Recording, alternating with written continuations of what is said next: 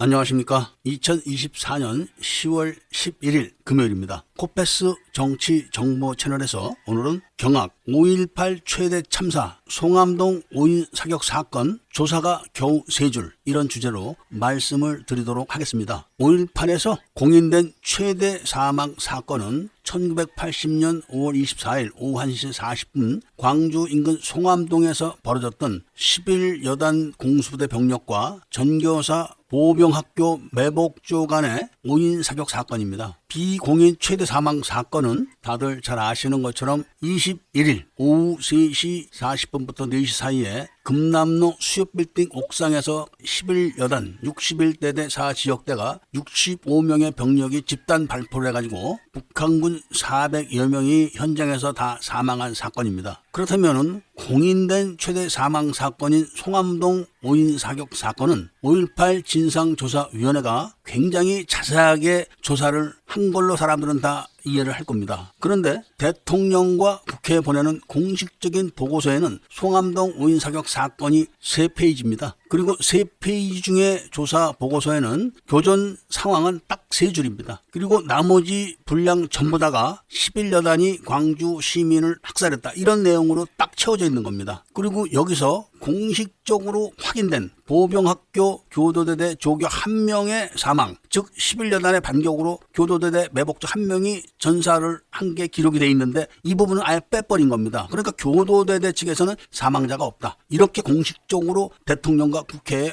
허위 보고서를 작성해서 만든 겁니다. 그리고 이 1명의 교도대대 전사자 누락 부분에 대한 동작동 5.18 묘지에 사망자 비석 숫자를 맞추기 위해서 통합병원 소속의 방위병을 쏴 죽여놓고 그거를 조작한 기록은 영상에서 보시는 것처럼 한 페이지를 메우고 있습니다. 그 중에는 통합병원 소속의 방위병 선광식을 전교사 소속으로 둔갑시키기 위해서 통합병원 수복 작전을 벌였던 24단의 전투 상보를 운운하면서 전투 상보에는 전교사 소속 방위병 1명과 계엄군 1명이 사망하고 4명이 상해를 입은 것으로 확인됐다. 이렇게 밝히고 있으나 영상에 제가 올린 24단 전투 상보에 통합병원 수복작전에 대한 기록에서는 전사 1명, 부상 4명 이렇게 명확하게 명시를 해놨습니다. 여기에는 전교사 방위병 손광식의 죽음에 대해서는 하나도 언급되어 있지 않습니다. 아예 기록조차 없습니다. 그러니까 특전사 11여단 병력 9명이 현장에서 즉사하고 36명이 불구가 된 그런 참사에 대해서는 단 한 줄도 기록을 해놓지 않고 교도대대 전사자는 아예 빼버리고 그리고 그날 발생하지도 않은 송광식 방위병의 사망 사건을 그날 죽은 걸로 조작을 해가지고 지나가던 방위병이 시민군 총에 맞아 죽은 거를 계엄군 총에 맞아 죽었다고 조작을 해서 정예 특전사 9명, 36명의 불구 이런 거는 단 한 줄도 기록하지 않고 지나가는 방위병의 시민군 총에 맞아서 죽은 방위병을 한 페이지를 채우고 있는 겁니다. 그리고 지나가다가 시민군 총에 맞아서 죽은 방위병에게 훈장을 수여하고 전교사 소속으로 둔갑을 시켜가지고 교도대대 조교 신분으로 위장한 북한군의 시신을 감추기 위해서 동작동에 계엄군으로 대리 매장을 해서 지금까지 국민들을 속였던 거를 이번에는 국가 예산을 수백억을 들여가지고 추가 사기를 치면서 이거를 지금 대통령과 국회에 보고를 해가지고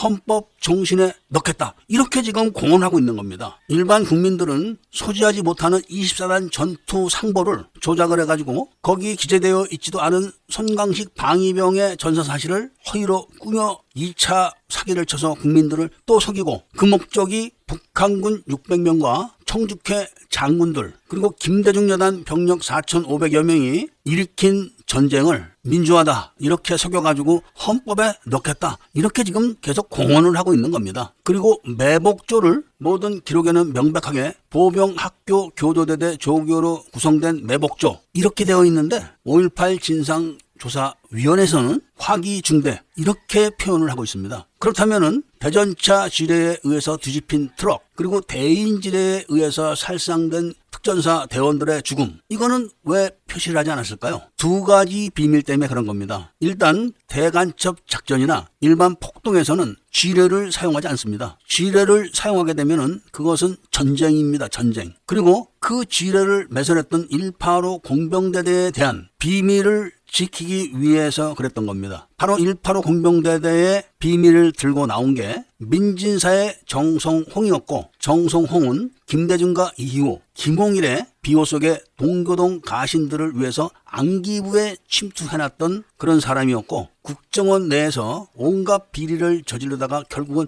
검찰의 비리로 구속돼가지고 징역형을 받았던 그런 인물이 바로 5.18의 설계자가 아니면 알 수가 없는 185 공병대대의 비밀 작전을 속이기 위해서 바로 김안부 사건까지도 특전사 11여단에게 뒤집어 씌우고 그 지역에 있었던 31사단 또는 185 공병대대의 광주 공원에 주둔했던 이을설 부대를 경호했던 사실, 그리고 24단 차량 지휘부 행렬을 기습할 때 북한군이 아닌 일반 시위대의 공격으로 위장하기 위해서 D-Day H아워의 군분교 일대를 통과했던 사실을 속이기 위해서 이런 조작을 했다는 말씀을 전해드리고, 5.18 전쟁을 추가로 완전히 속여가지고 이런 사실을 헌법에 넣겠다, 이렇게 지금 공작을 하는 내용을 앞으로 국민 여러분들께 하나하나 다 폭로를 해드린다는 말씀을 전해드리면서, 최종적으로 5,400여 명의 김대중 여단 병력이 10만 명으로 늘어나게 되는 과정, 그리고 그 자금을 만든 게 임동원 청주회 원장 때부터였다는 말씀을 드리면서 차례차례 다 알려드리겠습니다. 많은 구독을 해주셔가지고 이 사실을 1,000만 명이 넘는 대한민국 국민들이 알기만 하면은 공산 세력들은 다 물러나게 된다는 말씀을 전해드리고, 이야기를 들어주신 데 대해서 감사드립니다.